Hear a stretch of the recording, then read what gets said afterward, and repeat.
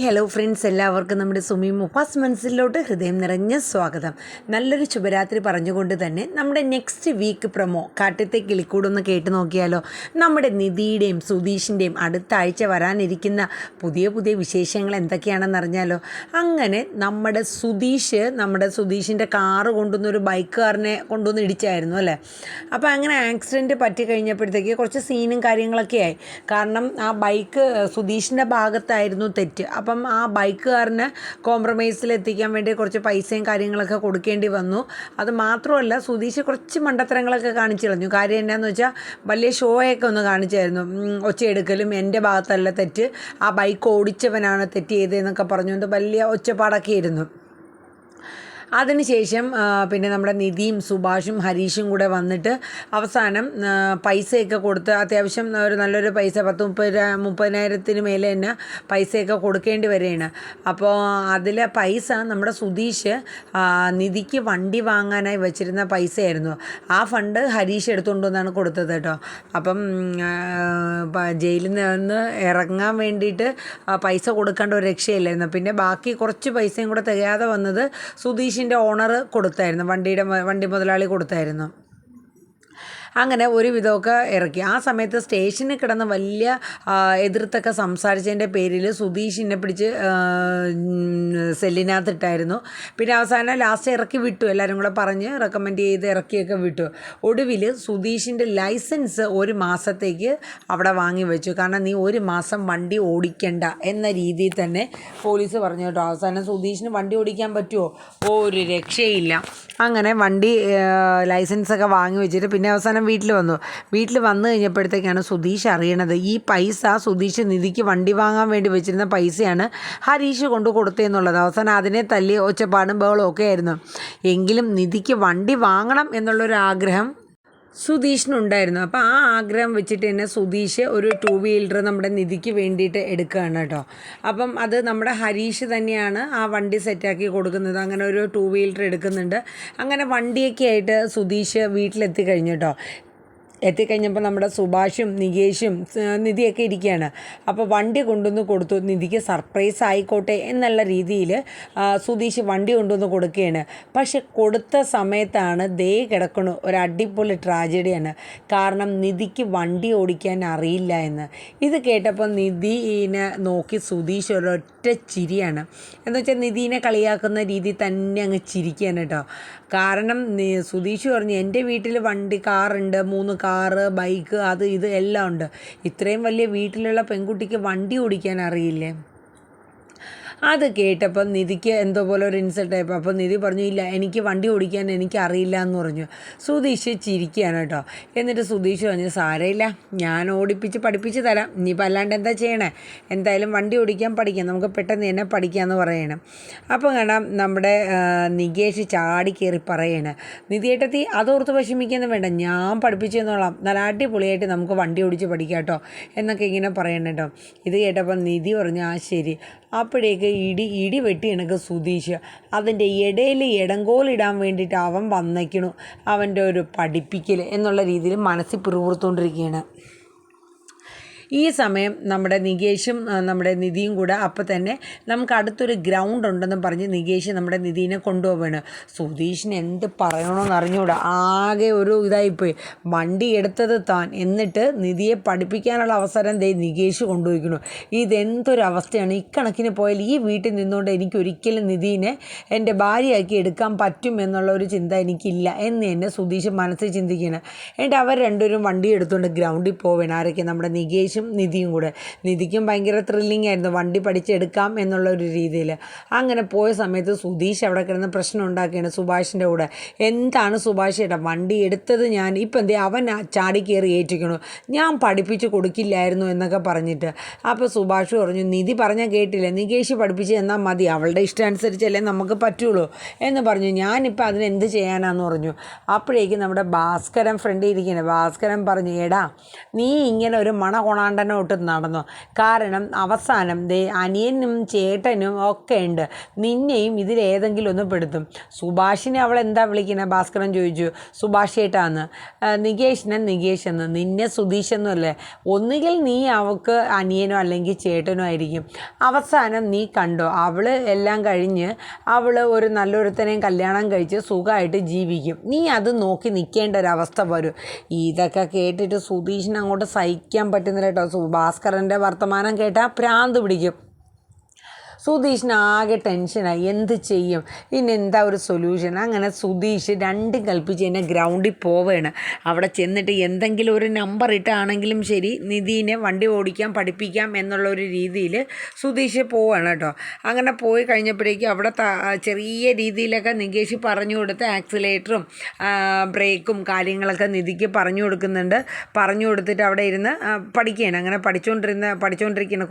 കുറേശ്ശെ കാലൊക്കെ വെച്ച് നിധി കുറേശ്ശെയായിട്ട് ഇങ്ങനെ കാലൂന്നി വണ്ടിയൊക്കെ ഓടിക്കണം. ഈ സമയം സുധീഷ് അങ്ങോട്ട് ചെന്നിട്ട് നികേഷിൻ്റെ അടുത്ത് ചോദിച്ചേടാ, നിന്നെ വണ്ടി ഓടിക്കാൻ പഠിപ്പിച്ചു എന്നതാരാ? അത് സുധീഷ് ചേട്ടൻ എന്ന് നികേഷ് പറഞ്ഞു. പിന്നെ സുഭാഷ് ചേട്ടനെ ഹരീഷിനെയും വണ്ടി ഓടിക്കാൻ പഠിപ്പിച്ചതാരാ? അതും സുധീഷ് ചേട്ടൻ. അപ്പോൾ ഞാനല്ലേടാ നിധിക്ക് വണ്ടി ഓടിക്കാൻ പഠിപ്പിക്കേണ്ട, ഞാനല്ലേടാ ആശാൻ എന്ന് പറഞ്ഞു. അതെ, അതൊക്കെ സമ്മതിച്ചു. പക്ഷെ അതൊക്കെ നിധിക്ക് പറഞ്ഞു കൊടുക്കടാ, ആരാണ് വണ്ടി ഓടിക്കാൻ നിങ്ങളെയൊക്കെ പഠിപ്പിച്ചതെന്നും വണ്ടി ഓടിക്കാൻ ആശാൻ ആരാണെന്നൊക്കെ പറഞ്ഞുവിട്. അതൊക്കെ ഞാൻ പറഞ്ഞു കൊടുത്തതാണ്. പക്ഷേ നിധിയേട്ടത്തേക്ക് ഞാൻ പഠിപ്പിക്കുന്നതാണ് ഇഷ്ടമെന്നാണ് പറഞ്ഞതെന്ന് പറഞ്ഞു. അപ്പോൾ സുധീഷ് വല്ലാണ്ടായി പോവാണ്. അപ്പോഴേക്കും സുധീഷ് ഇടിച്ചങ്ങ് കയറുകയാണ്. സുധീഷ് പറഞ്ഞേ, അതെ നീ അങ്ങോട്ട് മാറിക്കേ, ഞാൻ പഠിപ്പിച്ചു കൊടുത്താൽ 1-2 ദിവസം കൊണ്ട് തന്നെ മിക്കവാറും നിധി നന്നായിട്ട് പഠിക്കും. അങ്ങനെ സുധീഷ് പറഞ്ഞു കൊടുക്കുകയാണ്. അങ്ങനെ നിധി വണ്ടിയിലിരിക്കുകയാണ്. നിധിയുടെ പുറകിൽ സുധീഷ് കയറി കേട്ടോ. കയറിയിട്ട് നിധിയുടെ കയ്യിൽ ഇങ്ങനെ പിടിക്കണം. ഇതാണ് ആക്സിലേറ്റർ എന്നൊക്കെ പറഞ്ഞിട്ട്, ഇത് ബ്രേക്ക്. എന്നിട്ട് നിധിയുടെ കയ്യിലൊക്കെ ടച്ച് ചെയ്തുകൊണ്ട് ഇങ്ങനെ പറഞ്ഞു കൊടുക്കുകയാണ്. അങ്ങനെ കുറേശ്ശെ നിധിയുടെ പറഞ്ഞു കൊടുത്ത് അങ്ങനെ വണ്ടി ഓടിപ്പിച്ചു. എന്നിട്ട് നിധീനെ പുറകെ ഇരുത്തിയിട്ട് സുധീഷ് ഫ്രണ്ടിൽ ഇരുന്നു. എന്നിട്ട് സുധീഷ് 2 റൗണ്ട് ഓടിച്ച് കാണിച്ചു കൊടുത്തു. എൻ്റെ സുധീഷ് പറഞ്ഞു, ഇനി നിധി ഒന്ന് പതിയെ ഓടിച്ച് നോക്ക്, ചെറിയ രീതിയിൽ ആക്സിലേറ്റർ കൊടുക്കണമെന്ന് പറഞ്ഞു കേട്ടോ. എന്ന് വെച്ചാൽ തീരെയല്ല, കുറച്ചും കൂടെ. അപ്പം നിധി പറഞ്ഞു, എനിക്ക് അതിനുള്ള കോൺഫിഡൻ്റ് ഒന്നും ഇല്ല സുധീഷ്. അതെ, ഇങ്ങനെയൊക്കെയാണ് എല്ലാവരും പഠിക്കണത്, ഒന്ന് ശ്രമിച്ചു നോക്ക് നിധി എന്ന് പറഞ്ഞു. അങ്ങനെ സുധീഷ് അങ്ങ് മാറി. എന്നിട്ട് നിധീനെ വണ്ടി എടുക്കുകയാണ്. എന്നിട്ട് നിധിയോ ആക്സിലേറ്റർ നമ്മൾ പഠിക്കുമ്പോൾ അറിയാമല്ലോ നമുക്ക്, ഈ ആക്സിലേറ്റർ കൊടുക്കുകയെന്ന് വെച്ചാൽ ഒരൊറ്റ കൊടുക്കലങ്ങ് കൊടുത്തു കഴിഞ്ഞാൽ വണ്ടി എന്ത് ചെയ്യും, ഒരൊറ്റ പോക്കങ്ങ് പോകും. ആ ഒരു പോക്ക് എന്നെ നിധിക്കും സംഭവിച്ചു. നിധി ഒരൊറ്റ കൊടുക്കൽ ആക്സിലേറ്റർ അങ്ങ് കൊടുത്തു, വണ്ടി ഒരൊറ്റ പോക്കങ്ങ് പോയില്ലേ.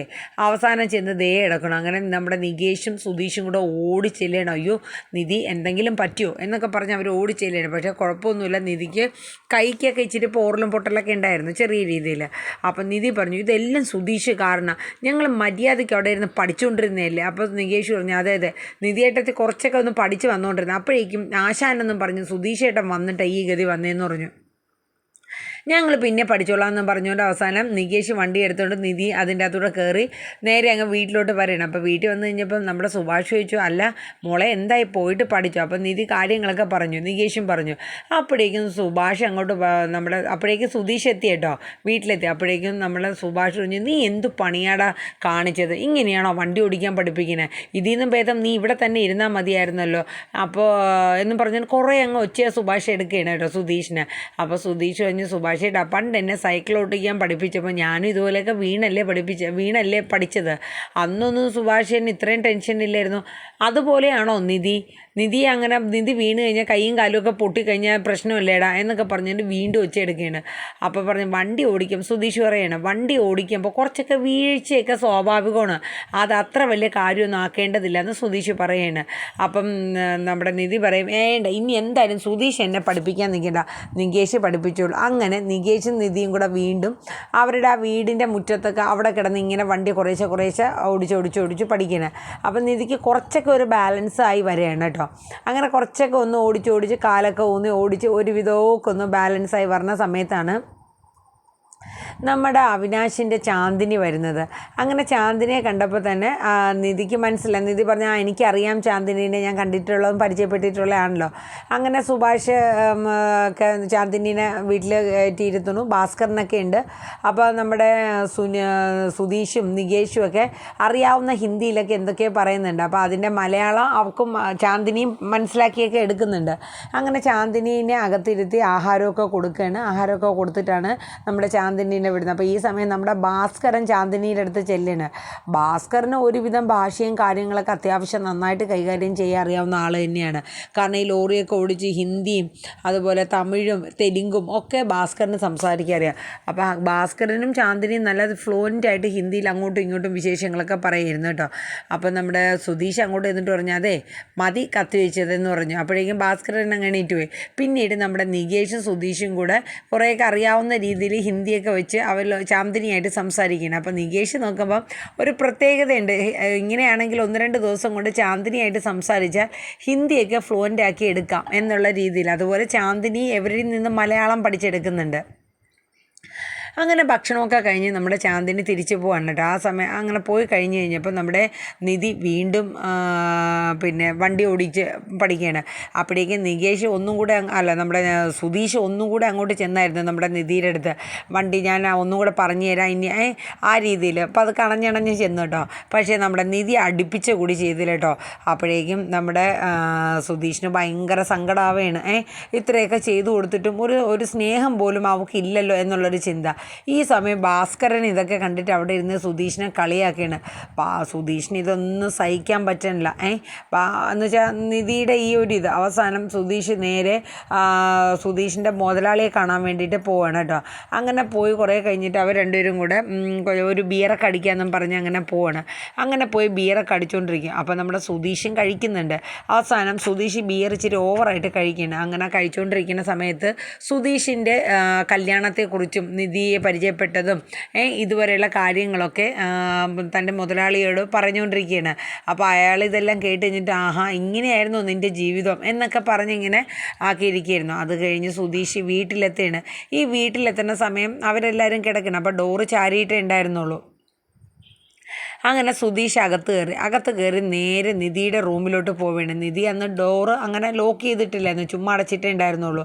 സുധീഷ് നേരെ ചെന്ന് നമ്മുടെ നിധി കിടക്കുന്ന കട്ടിലിൻ്റെ ഒരു അറ്റത്ത് പോയി കിടക്കുകയാണ്. നിധി എഴുന്നേറ്റ് നോക്കിയപ്പോൾ പെട്ടെന്ന് ആരും അടുത്തെടുക്കണം. നിധി വല്ലാണ്ട് അങ്ങ് ഭയന്ന് പോയി. നോക്കിയപ്പം സുധീഷാണ്. അപ്പം നിധി പെട്ടെന്ന് ചാടി എഴുന്നേറ്റപ്പോൾ എഴുന്നേറ്റ് കേട്ടോ. എന്നിട്ട് സുധീഷിനോട് ചോദിച്ചു, എന്താ ഈ കാണിക്കണേ? ദേഷ്യപ്പെട്ട് ചോദിച്ചു കേട്ടോ. എന്ത് കാണിക്കാൻ, നിൻ്റെ ഭർത്താവ് ഞാൻ നിൻ്റെ കൂടെ അല്ലാണ്ട് വേറെ എവിടെയെങ്കിലാണോ കിടക്കണേന്ന് പറഞ്ഞു. അപ്പോഴേക്കും നിധി അങ്ങോട്ട് പിടിച്ച് തള്ളി മാറ്റാൻ നോക്കി ഒച്ചപ്പാടൊക്കെ ആയിട്ടോ. ഈ സമയം സുഭാഷും ഹരീഷും എല്ലാവരും എഴുന്നേറ്റിട്ടോ. അങ്ങനെ അവർ റൂമിലോട്ട് കയറി വരാൻ വേണ്ടി വന്നതും സുധീഷ് റൂം അങ്ങ് ലോക്ക് ചെയ്യും കേട്ടോ. ലോക്ക് ചെയ്തിട്ട് എടി ഞാൻ നിൻ്റെ താലി കെട്ടിയ ഭർത്താവാ, ഞാൻ നിൻ്റെ കൂടെ അല്ലാണ്ട് വേറെ വല്ലയിടമാണോ കിടക്കണേ, ഞാൻ കിടന്നാൽ എന്താ സംഭവിക്കണേന്നൊക്കെ പറഞ്ഞ് സുധീഷ് ആ ബിയർ കഴിച്ചതിൻ്റെ ആ ഒരു ലഹരിയിൽ അങ്ങ് പറഞ്ഞു പോവാണ്. ഇതൊന്നും ഓർമ്മയോടെ ചെയ്യണമല്ല. പക്ഷേ ഉള്ളിലെ ദേഷ്യവും വിദ്വേഷവും സുധീഷിനെ ഒട്ടും തന്നെ നിധി മാനിക്കാത്തതും ഇതെല്ലാം കൂടെ ഉള്ള ഒരു അരിശമായിരുന്നു ആ തീർത്തുകൊണ്ടിരുന്നത്. ഒടുവിൽ നിധി സുധീഷിനെ പിടിച്ച് ഒരൊറ്റ തള്ളം കൊടുക്കുകയാണ്. തള്ളി മാറ്റിയിട്ട് ആ ഡോറിൻ്റെ ലോക്ക് അങ്ങ് തുറക്കുകയാണ്. ആ സമയം സുഭാഷും ഹരീഷും അവരൊക്കെ അകത്ത് കയറിയിട്ട് സുധീഷിനെ തല്ലാനായിട്ടൊക്കെ അങ്ങോട്ട് മുതിരയാണ്.